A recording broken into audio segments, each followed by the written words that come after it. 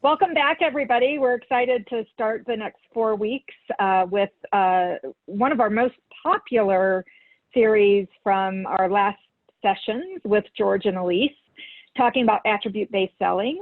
But I do want to get an update from both of you. So I'll start with you, Elise. How are you doing? How's your family? I know Hannah's back in college. Everything going well for you? Yep, everything is going well. I mean, as well as can be expected, I guess, during these times. I wish I could travel. Look forward to traveling. The best I've done is gone to visit my daughter in college. The school there that she's attending is seeming to manage it very well. So they have an active count and nothing to be concerned about so far. So they've been very responsible, which is great. But I think, really just looking forward to stabilization and getting back to business. And, we've got pockets in the United States that are doing very well and different types of hotels that are doing very well that we work with. And really just looking forward to recovery, continued recovery. So doing great. Thank you for asking. Absolutely. How about you, George?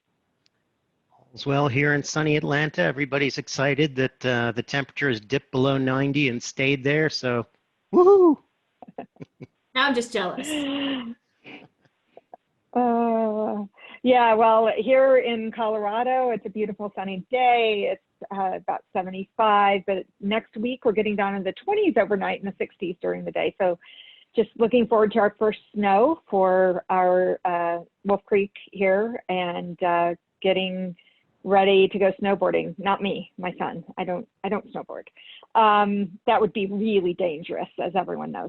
So I want to start out by just refreshing everyone's memory. I don't know how many on, it got to attend the last session or to stream it online, but, George, we talked about hamburgers and made everyone really hungry.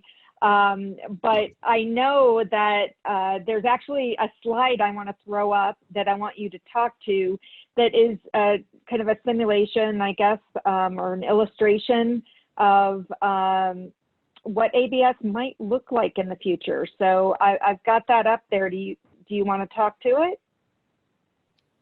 Sure. Now, a few caveats first. We thought maybe it might make things a little bit more concrete to show you an illustration, a rendering. A couple of caveats. First off, this rendering, I have to give credit to Pierre Bettner from Hospitality Pulse back in 2017. He had a slide similar to this. We made some quick updates to it, but kudos to Pierre for putting this together. Second thing is that this is an illustration of how the a la carte version of ABS would work. As we've been saying repeatedly, we expect that ABS will be offered both with preset bundles of attributes based on what a customer may have purchased in the past, or anything that we know about the customer. If it's somebody who's a stranger to us and not logged in, and we don't know very much about them, we may be able to deduce from the way that they're going through the site some things that they're looking for. Or if it's, according to the day of week, we may show more business-oriented things if they're looking for a midweek stay, and more leisure-oriented things if they're looking for a weekend stay or a long stay.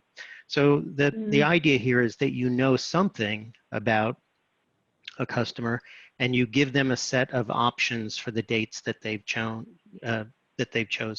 And so in this illustration, someone selected a queen bed, and they can also pick 2 full beds. Apparently there's no king beds left, so nothing shows up. And they just go around and sort of check on the things that they want. You can see that the items that they've checked so far, the queen bed, the high floor, and the skyline view, are highlighted in an orange color, and they appear over on the right in the shopping basket. And this is an illustration of the fundamental difference between ABS shopping and room type rate plan shopping, and ancillary shopping, which is another thing different from ABS. And that is that we've decomposed the room type into its attributes, its distinct elements.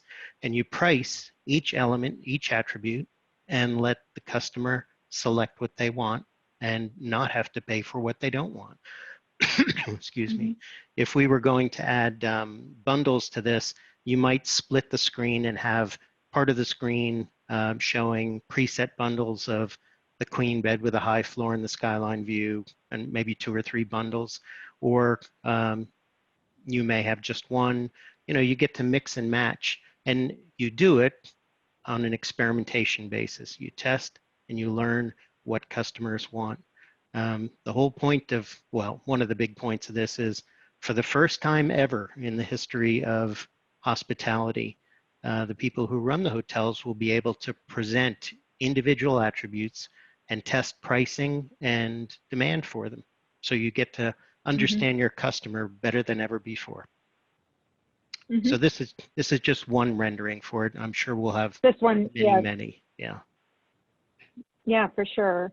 So I'm going to stop there for a moment, because I think that leads into my next question. I'm going to direct at Elise. So, with regard to revenue and being a revenue leader, this is like we can see huge dollar signs, right, from the opportunity here. But how is it that overall revenue management is going to need to change? And how is it that RMSs are going to need to adjust to be able to measure demand for each of these and then price accordingly? So I think, for right now, the technology hasn't caught up to the thought process or the selling process. And so, traditionally we do a lot of bundling, as George mentioned, instead of deconstructing room types with all the different attributes. So, where we start is even taking a look at our bundling situation. And usually when we go into pricing scenarios, we look at a lot of room types and all the price points. And typically, you might price a room type with a view, and it's weekday versus weekend, and it may have some seasonality, but a lot of times it doesn't. And, the first thing we like to do is we go in and run a room type optimization, because just because you have those price points doesn't mean they're necessarily being purchased. And I think, right now, like what we can do right now without upgrades to technology is understand what the customer is willing to pay, and are we actually charging it, right? So if we don't unbundle everything right away, take a different look at what price points you have and be more creative. I think, everybody thinks a suite is worth X, but if nobody is willing to buy it, what you see typically is the ADR for these room types are either the same or lower because everybody is upgrading. And so, what I would ask from a revenue management standpoint is, take a hard look at your room types and say, can I really get this? I think, traditionally it may have been worth $25, but right now when everybody is trying to get the right price point or get occupancy, the right price point, I think, is, instead of just lowering bar, understand, those gaps may not be $25, maybe it's 10. And, I think a lot of people are having packages where they say, oh, free upgrade if available. Well, we know for most part it is available. So instead of just giving it away, understand that, maybe it's not worth 25. Like I said, it's worth a lower amount. And be, certainly more creative on day of week, that, it isn't, every day isn't the same, right? A Friday is not the same as Saturday. And certainly a lot of Tuesdays and Wednesdays are looking like Sunday. So without the travel, right? So I think really taking a new look at what those price points and upgrades are. I mean, that's just the beginning, right? But I do think from an RMS standpoint, understanding your consumer data is going to be something even more unique, right? Where have they shopped before? What are they looking at? How many times have they gone to, a view or a king room versus a queen? Because, a lot of us have a lot of attributes, as George just discussed, and you don't want to crowd the page. You want to offer what they're going to buy. So. Yeah.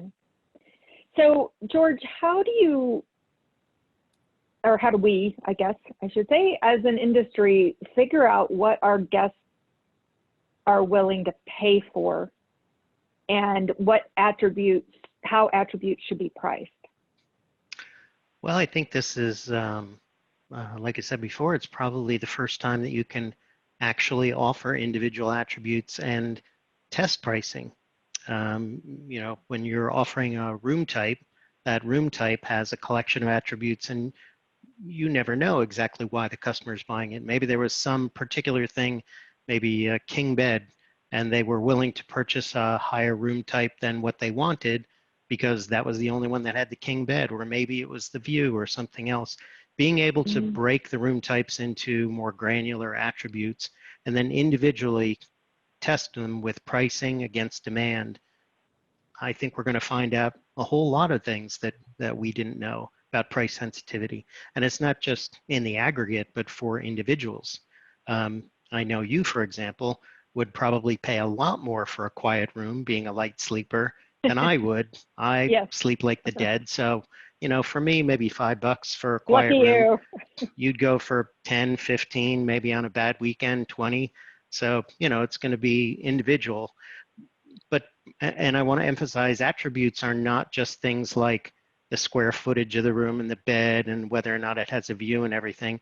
They also include the sort of locational attributes like high floor versus low floor, or quiet room, or, distance from the elevator and the ice machine, those kinds of things. So there are lots of things that we can sell that people would be interested in buying. Some people would be interested in buying, but we haven't had that opportunity. It's all about, testing things out and trying them just like we do today on a room type rate plan basis. Yeah, I was going to mention. Go ahead, Elise. Go ahead. Well, I was going to mention we've talked a lot about hard attributes, but as George has also spoken to in the past, is soft attributes, right? And a lot of that can be cancellation or late check-in. And I would certainly, things I wouldn't test right now. I wouldn't test a flexible cancellation policy because everybody has one, right? But maybe early check-in. And again, you want to make sure that it's available at the right time. I wouldn't put it on a day following a, sold out night or heavy occupancy night, because you want to make sure you can deliver what you promise. But I would certainly look at what's important to the guests now and start looking at testing, right? So. Yeah, so what I was going to say to you, Elise, because you're an analytics,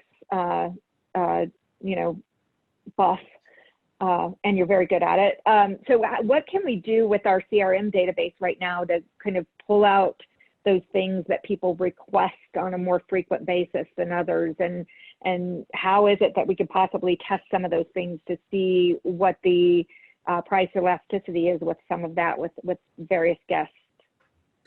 I think, we get requests all the time, and unfortunately we don't actually record a lot of that. Right. So the first thing I would, put out there is for the reservations teams and the front desk, whoever's answering the phone, that you can add that as a request, make sure that it's somewhere in reporting, right? That you can take a look at it.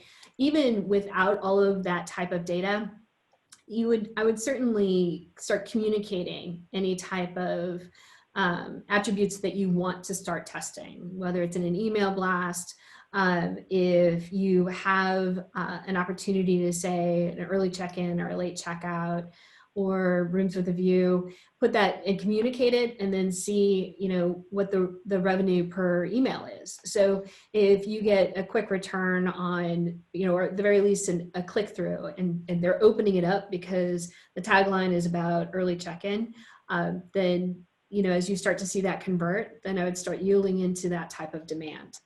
But I think a lot of us, for history, there probably isn't a lot, but I think things have changed, right? And what was important to people 6 months ago is not as important as it is right now. Yeah, for sure. I think also we've worked with some hotels that don't even enable request codes on their booking engine, for example. And I think that's an incremental step to get to know what your customers want and what they're requesting. And if you don't enable that at all, a good next step would be figure out how to enable that. George, I believe I may have stepped on you a little bit there. What were you going to say? No problem. I was just going to say another place to look for those clues is at check-in. Many of us have been trained not to, since something is on request and doesn't get fulfilled until you get there anyhow. We just ask when we check in. So that's another place where you can, gather some clues as to what is important to people. And the surest way to go insane with ABS is to try and make too many attributes yieldable and selectable upfront. You want to start slow with this. So you may have 30 or 40 soft and hard attributes that you could potentially yield. Start with 2 or 3 and see how that goes and build on top of that when you finally get to the ABS part of it. So George, how do you believe we need to measure this, measure success around doing this exercise? I know there's revenue uplift, right? But are there other things that are important for us to measure? Well, I think one of the things that certainly everybody's going to want to look at revenue and profitability and all those traditional types of things. But, I think one of the biggest reasons to do this is it's a really nice way to shop and get what you want. And we don't really think about this, but we shop attribute-based shopping all over in our lives, from the burger bar to your martini experiment and so on. There are lots of things that we buy in an attribute-based shopping format. We just don't think of it because it's completely transparent. And I think that we're going to see that there's a significant uplift in customer satisfaction and customer lifetime value. Yeah. And that while there are good ways and bad ways to do ABS, I think the airlines, for example, they succeeded despite themselves. They took something where we're going to switch from giving you 10 things to we're going to give you 5 and make you pay for the 5 that we used to give you. That's a kind of a negative sort of a messaging for it, and people I think still react a little negatively to that. But this can be a much more pleasant experience for shopping. And so I think you're going to find that it continues to build loyalty. And there's a whole different metric set on this around NPS and customer lifetime value that you could track as well. And then there are a bazillion little metrics like adoption rates for each individual attribute, what combinations stand out, what types of people lean into certain propensity bundles or preset combinations versus others. And there can be lots and lots of things. It'll be an analyst's dream. For Elise, she will just be in heaven. So Elise, what if you fail the first time you try this? What do you do then? Well, I think there's different areas of failure, right? Failure is, and it's all about perception. So failure could be, well, we didn't generate as much revenue, and that's from ownership or management's expectations. And then there's operational and guest failure.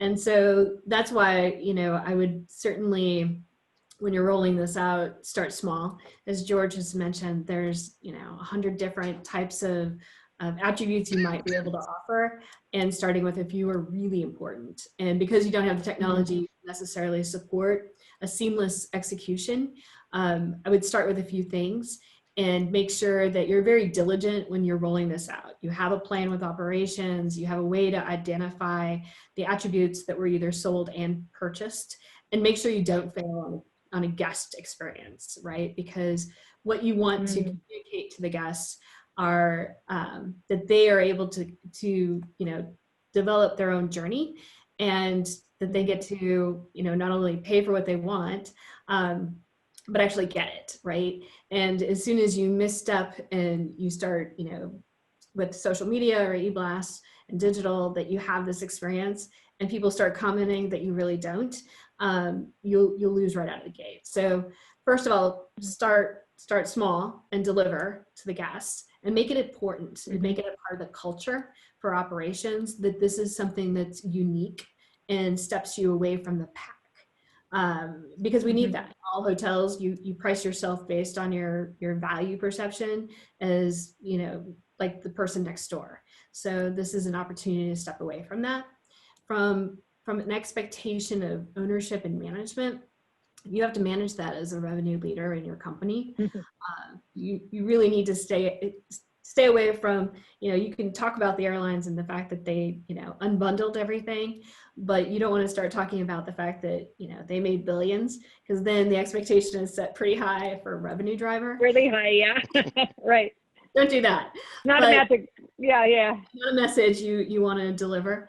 And certainly during this time period, but I think it is, again, the adoption rate that George was speaking to, the ancillary revenues, room type optimization, improvement in ADR growth, all of those things can occur, but it's really about making sure you deliver what you promise and then manage the expectations of what revenue outcome would be. Yeah. So George, one thing that we talked about, or we touched on last time, but we didn't explore in depth, is that in order to accommodate all of this, when we get to kind of full-blown ABS, we're going to need auto room assignments and systems, right? Initially, I guess we could start with a couple of things and we could manage this manually. But why do we need a system to do auto room assignments, and how do we convince operations to let go of that? Well, I would say the easiest way to convince them to let go of it is to take one or two attributes and say, go ahead, have at it.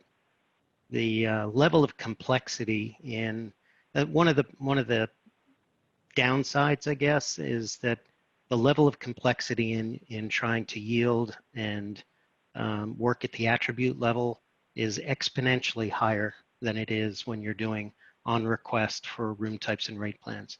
First off, because it's no longer on request. If you buy that quiet room for $15 a night, you want to get that quiet room. Yep. And fundamentally, just the physics of this problem is that you can have an attribute across many room types. So you can have a quiet room in many different room types. You can have a high floor, low floor, a view, a king bed. All of those attributes can be in a whole bunch of different room types. So you can't any longer look at just the room type level. You have to be able to figure out which specific rooms have which specific attributes. Trying to do that on a manually would be absolutely insane. Even though you're not going to be handling things like OTA requests or anything that's going to be firing thousands of transactions a minute at you, you still have, through direct channels, you still have a fair number of transactions. You could literally, if you wanted to really make enemies of your IT shop, you could have them create new room types, pick an attribute like bedding type, and have them create a new room type for each bedding type, room type combo. Then you could test it on a systematic basis, but the number of room types you have would just start growing like crazy. Now, it's not just a huge expansion in room types then, because those new room types all have to be paired with rate plans. And those rate plans have to have rules about which ones are active for which seasons, how to attach pricing to them, and so forth. So you could say, well, we want to just try out, one or two things and see how that goes. And you could either make serious enemies of your tech team or your ops group, or one or the other, huh? Yeah. Or you could just, get yourself an ABS ready. And I think a lot of the modern third-party, with a few notable exceptions, a lot of the modern third-party CRSs either have some sort of ABS or are moving toward it because they see this as not only inevitable, but you don't want to be the last guy to have your system converted to ABS. So there are, a half a dozen or so that are already to some degree ABS ready. And you just take the plunge and have the automatic room assignment done. Now, what the ABS does, and maybe this is part of the confusion, is as each shopping request comes in, it takes a look at all of the attributes among all of your room types and says which rooms, not room types, which specific rooms can meet all the attributes that this person is asking for. And you might have 10 at a certain point in time that will meet that person's need. So the dynamic room assignment algorithm would soft assign somebody to, let's say, pick a room. Any one of the 10 will work. When the next request comes in for similar attributes, you go out and you take a look, how many do I have now? When you get down towards the I don't have any left, the question is, but can I juggle around some of these soft assignments that I've done so that everybody gets what they want and I can add this new person in?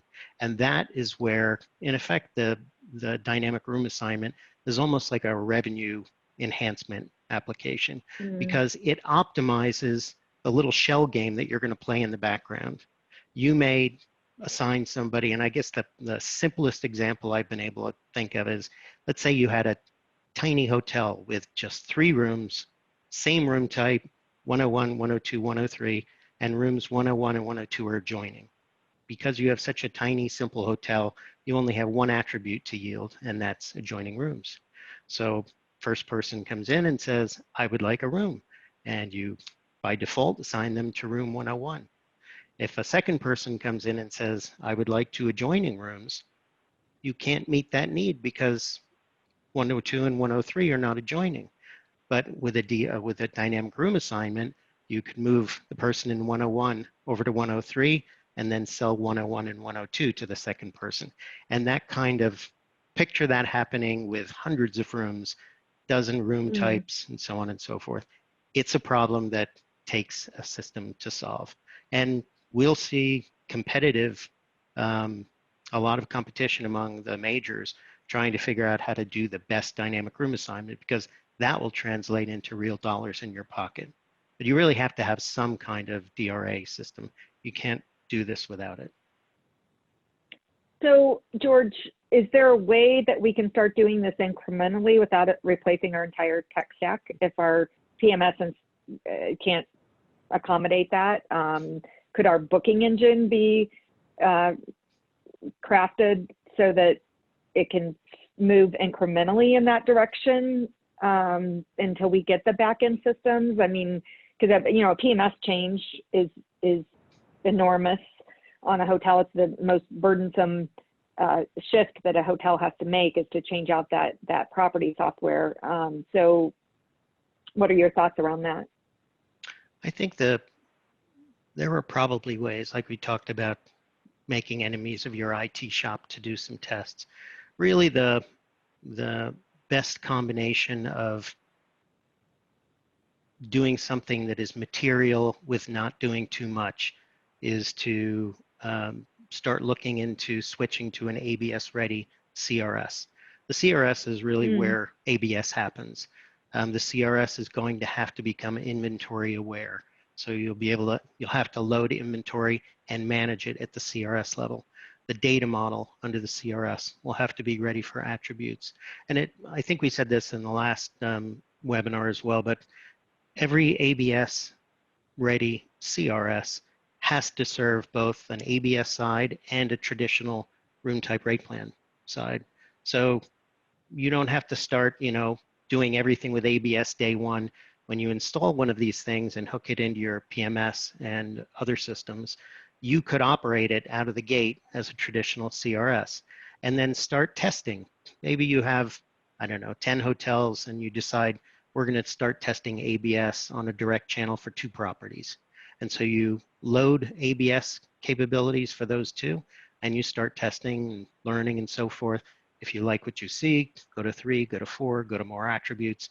So you have to take a little bit of a quantum jump to get into an ABS ready CRS. But from that point, it can be very incremental. You don't have to do a knife edge cut over. It does not require a wholesale conversion day one. In fact, it'd be crazy to try and do something like that. Yeah. So Elise, how is it that we can prepare our hotel teams for what is coming down the pike? Because this is going to be very different than how it's been done in the past, right? So what are some of the things that we can do to prepare our and I guess train our hotels on how to ensure we're delivering the right guest experience with this? I do think that, you know, George has talked about his burger experience, and it really is the fact, you know, that we sell our rooms different than just about anything else we consume, right? So talking to our front desk, our housekeeping and our operations teams, our, you know, contact center, how do you purchase things is the way we want to take hotels and move it out of, you know, the dark ages of buying and selling, and really give the guests what they want. And I think that and just really start at the level of how do you shop and buy, move forward and say, we want to deliver on that promise as well. And so, you know, before we change out the CRS, you know, the things that we can do right now, you know, is to really understand, maybe we rebundle the rooms, maybe we add 2 or 3 room types, because we don't have the CRS or the, you know, the room capabilities. We're not going to manually sit there and start hard blocking people into rooms every day or every hour based on as demand increases. And so, you know, start with the small things that you can control. And then, you know, really as you're seeing that incremental revenue incur, then talk about, you know, hopefully guest sentiment, satisfaction, comments. People start talking about it because you're guaranteeing something that others are not. And I think that, you know, delivering on that simple message that says, we'll allow you to buy and you know, we're going to sell what you want when you want it, is, I think, a compelling message, certainly now when people are really doubtful of travel to begin with. And just not only making them safe and secure, but giving them something more. And that's really, you know, this is, if I'm going to get in my car and drive somewhere or fly somewhere, that I'm actually going to have that type of experience. And it makes it better than it was before traditional travel. I think that's something to speak to.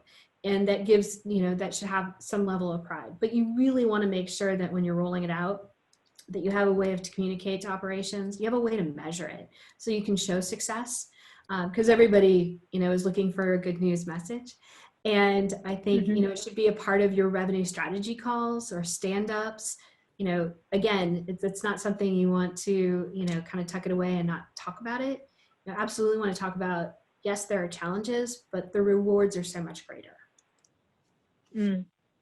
So I can hear both guests as well as call center agents saying, oh, but I feel like I'm being nickel and dime to death, or I feel like I'm nickel and diming my guests, and by, you know, charging them $10 for this and $40 for this and $20 for this. How do you counteract that? Well, I think, you know, for us, what's different than the airline industry is, if I wouldn't start by saying, oh, here's our base room type, and then if you want Wi-Fi, when we always gave it away for free, that's not where I would start, right? So if you always charged more for a high floor room, but you want to guarantee a quiet room, that's something you haven't done before. So it's actually becoming additive to the experience. It's not something you took away and then said, I'm going to nickel and dime you for. It's something that I'm going to guarantee that we're going to deliver, right? Which is very different than how the airlines went about it. And so you don't have that pushback, or, you know, if you always gave breakfast, don't take it away and then charge them for it. It is, what more can we do? Connecting rooms are always a request, but we're going to guarantee them.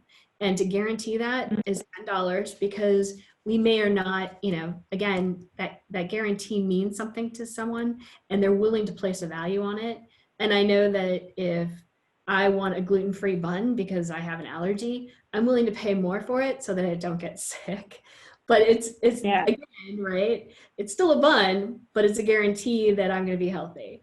And, you know, that same thing for the desire to the quiet room, connecting room. You know, there's some late checkout, early check-in, things like that. There's a value there that we haven't delivered on a promise before. So it's new, it's incremental. So George, from a language perspective with our hotels and our call centers, even how we present this digitally, do you envision there being okay, you can guarantee this for $10, or you can request it, but there's no guarantee you're going to get it? Or do you think requests will go away? I think the need for on request goes away. And how you describe it might be a reflection of how you decide to set up your room assignment program. So if you set up your dynamic room assignments such that the only the attributes that are available are shown, then you can pretty much guarantee it. I mean, you know, still have situations where a bunch of rooms are out of service the day before people show up, and you know, there's not much you can do about that. Another option is that you could, over time, hopefully not day one, experiment with overbooking for some of these things. If you find that there are a lot of people who you think are going to cancel out, you might overbook, in which case you might want to go less with the guarantee and more with the reserved or something like that. But you're getting out of the on request. And I think it would, I mean, certainly to me as a consumer, I would want to know that I'm getting something more than an on request that I'm paying $10 for per night. I want something more substantial to that than that. So there are a couple questions from the audience. The first is thoughts about ranking attributes. For example, high floor balcony would be higher ranked than a closet bathtub. I think it would help to try and distribute the rooms accordingly, and if a hotel can't accommodate all your requested attributes at that time are not available. So, you know, ranking what you're going to honor in that group of attributes. What do you think about that, Elise? Well, you know, and it goes back to also, George had mentioned having that CRS stack that is able to black things out. It goes back to the first illustration you put up, Carol. And having a revenue management system that has automated pricing, so it can yield into those types of searches and looks and profiles of the consumer. That always makes it a lot easier. I think that when you have ranking, it almost is too much, right? So make sure that, you know, if the claw tub is only in 5 of your rooms, maybe that's not something you attribute. But make sure that you have inventory of it, right? So I would certainly look at what's purchased the most if you're going to rank a top 5, but going to 15 different things, when you start getting to every single attribute of a room type, it almost then becomes like you're nickel and diming someone.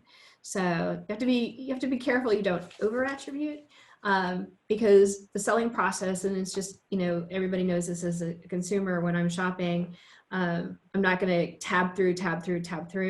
I want to, you know, get to where I want to purchase and make decisions fast. So be careful on the ranking, but you certainly want it visible based on what you think people are going to buy.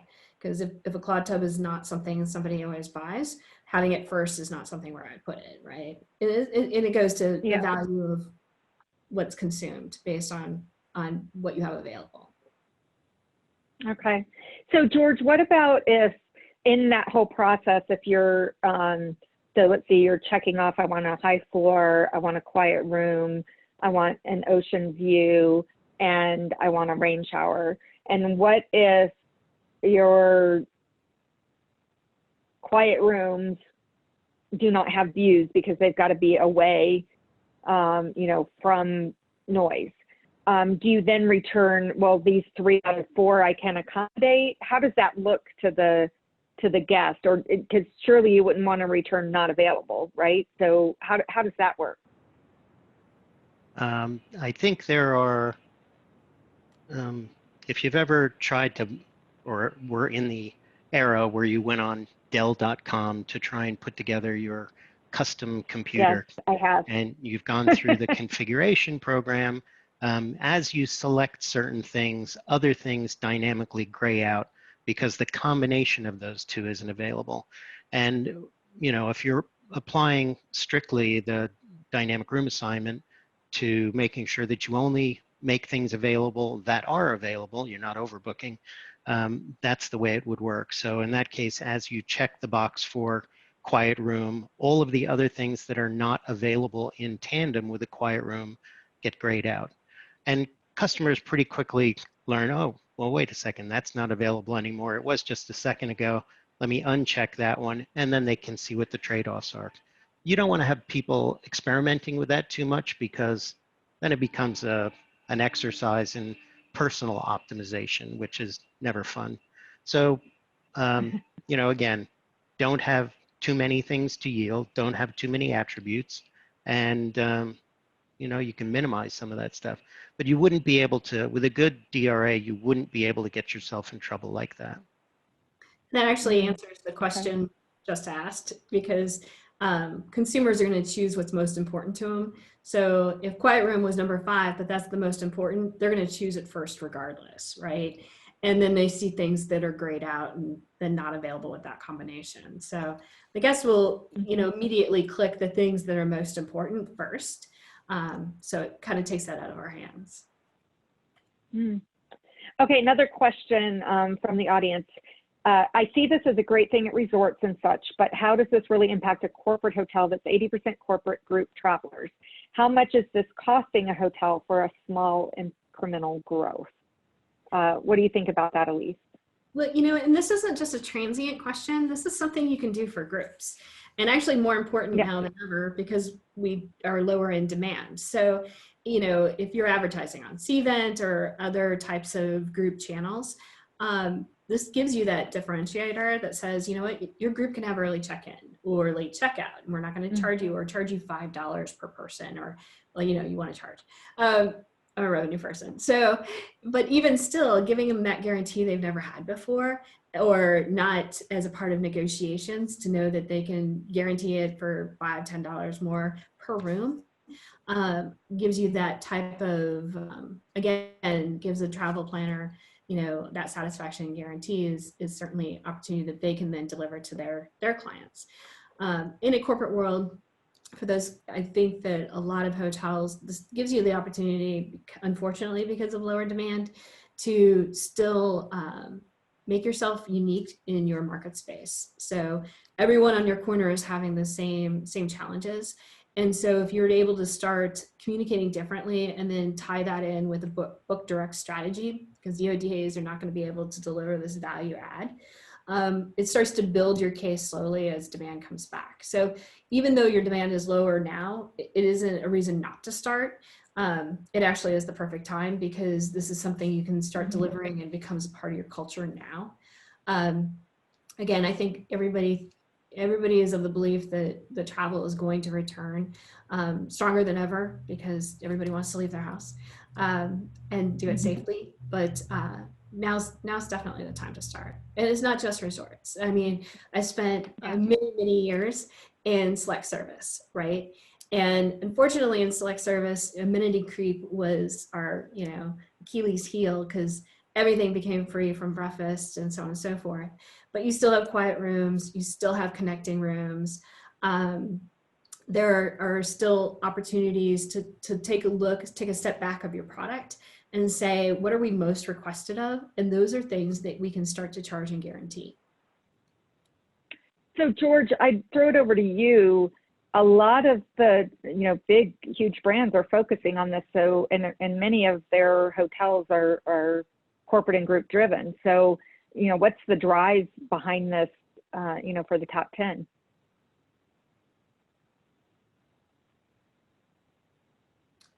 George, you're muted. Sorry about that. I would first say that there is a lot of misunderstanding about what it is that hotels think that they're offering with ABS.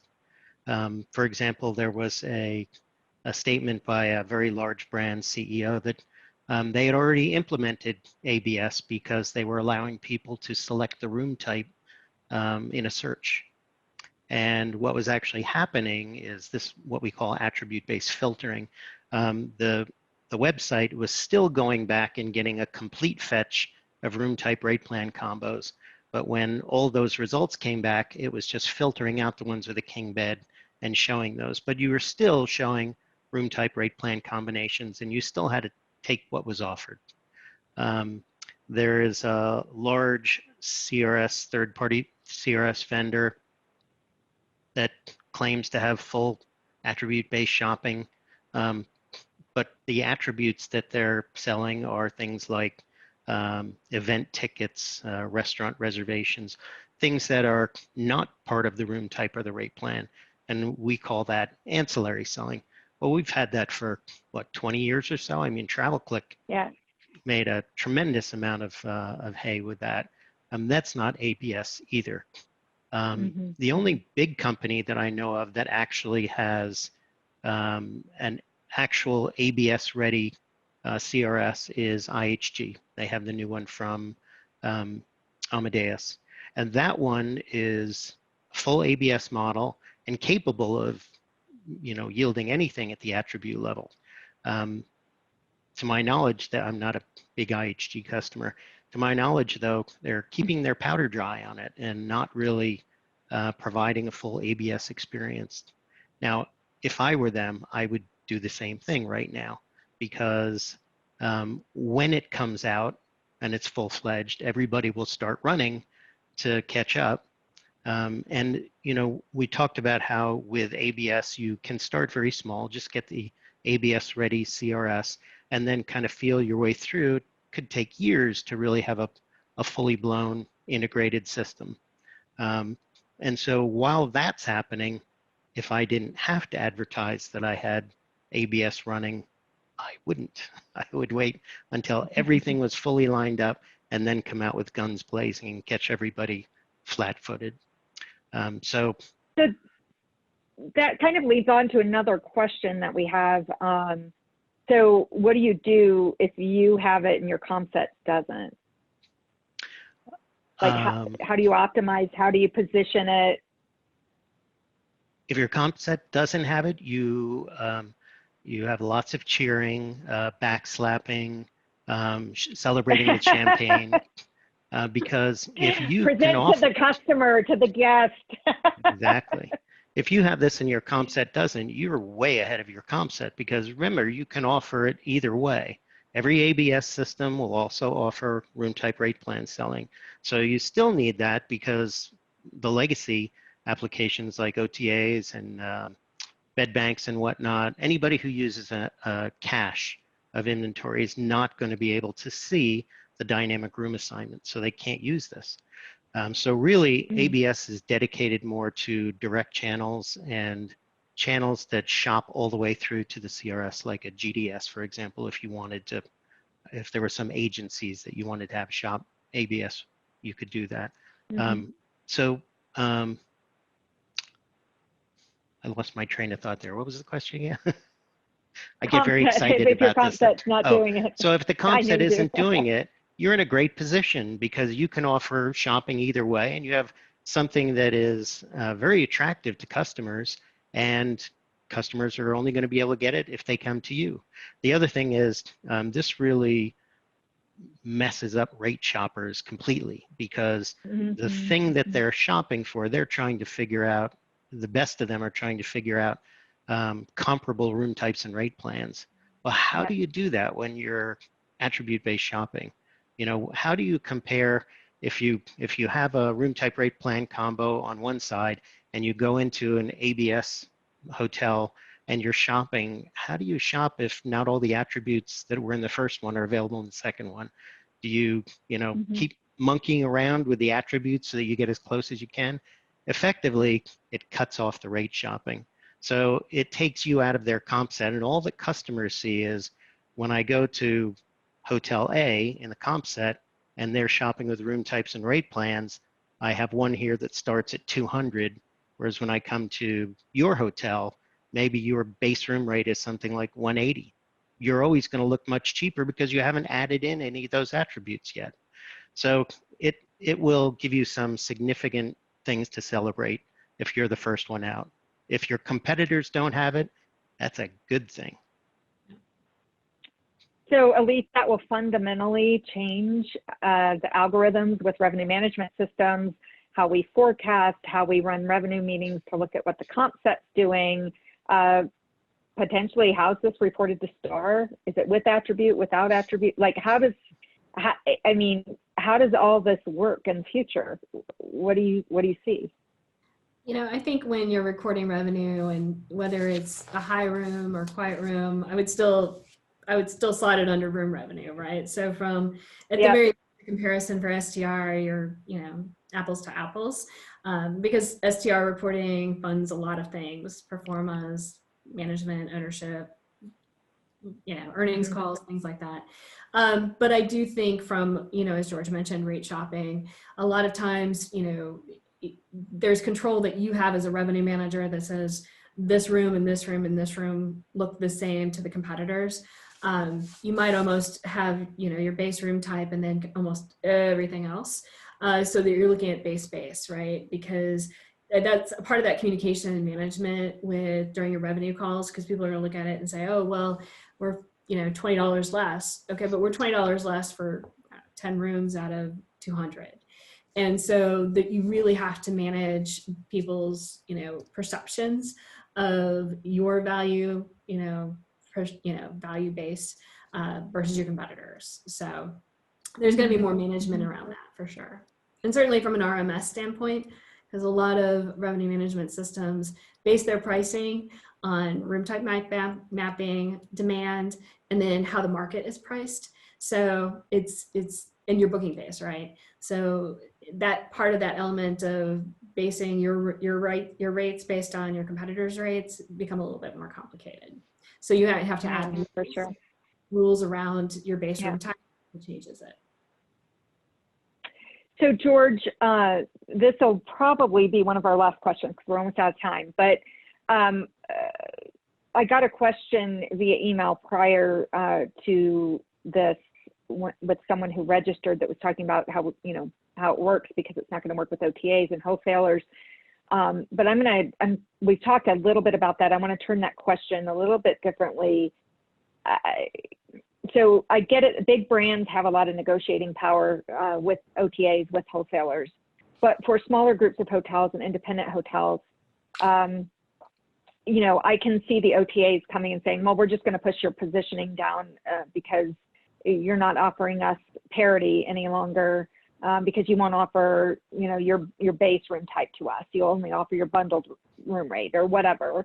How are we as an industry going to be able to negotiate around this? Because right now we have parity clauses. We're tied into certain rules, which is how we've done business. And I've tried in the past to say, well, you can't support it, so therefore it doesn't apply. And then they always push back. So any recommendations around those negotiations? If the big kid on the block wants to run you over, they're going to run you over. There's not much you can do about that. And I hear you that you don't want to necessarily be inviting that kind of abuse. But what I would say is you have, first off, you have the model in the airline world. Airlines have had the same sort of thing. OTAs don't have the level of granularity to sell airline fares that you can get on the airline sites. And the airlines have said, look, you build your system so that you can handle it and we'll give it to you. And it's a little bit more complicated than that, and there's some more politics, but in essence, that's what it is. And there are, big airlines and there are much smaller airlines. The other thing is, we're not saying we will only sell on an ABS basis from now on, and that's it. We're still leaving the channel open to the OTAs where they will be able to sell room type rate plan combinations.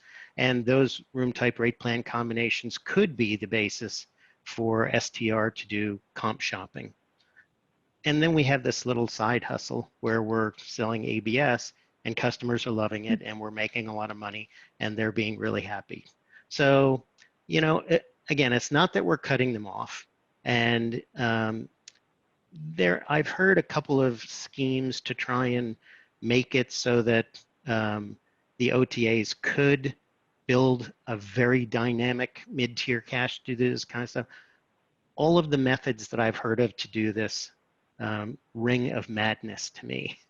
I cannot imagine being in a position in technology or ops where I had to try and keep one of these things going. I hate to say it can't be done, but I certainly have been thinking about this for 3 years and trying to challenge people to figure out a way to actually make this happen in practice. And I haven't heard anybody who's convincing to me. So if you're telling the OTAs that they can't do it the way they're shopping today, everybody else is saying the same thing. So again, if the big guy in the block wants to beat you up, they're going to beat you up, but you'll be saying the same thing that everybody else is saying. There's precedent in the airline industry, and you can only do what you can do, and you're still giving them the stuff that they used to get before. Yep. Okay, so one quick question from the audience, and then I just want one piece of advice from each of you, and then we'll be out of time. So the quick question from the audience is, what if somebody is asking for the same attribute at the same time, and so they both get back that high floor is available, but there's only one more high floor room available? When you hit, is it who puts book first? How is something like that going to work when you have limited inventory? It's whoever really books first. I mean, when you're shopping on the airlines and they also have an inventory, they have a limited inventory of either seats available or discounts available, right? That price point, queue. If I wait too long to hit the button for queue, it'll come back and say the rate's not available anymore. So, sorry, it's not available. Yeah. So it's whoever same books thing. Okay, so Elise, one piece of advice to people to start getting ready for this. What can they do now? Again, we've talked about it through the session.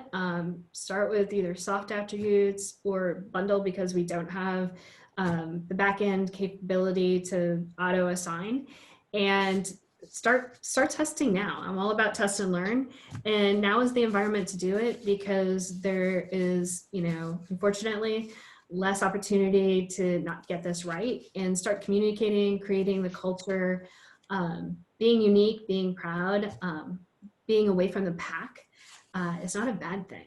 And I certainly think standing on your own and standing aside from everything else, just again, it creates not only revenue, but something that is, within your own team culture, something to be proud of. And I think, certainly in this current environment, we need that.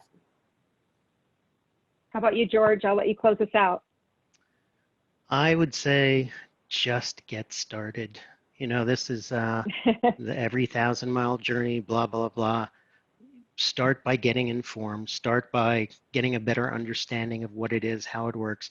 I hope, if anything, in the last couple of webinars, we've convinced you, or however you get your information on ABS, that this is something that is, finally going to happen.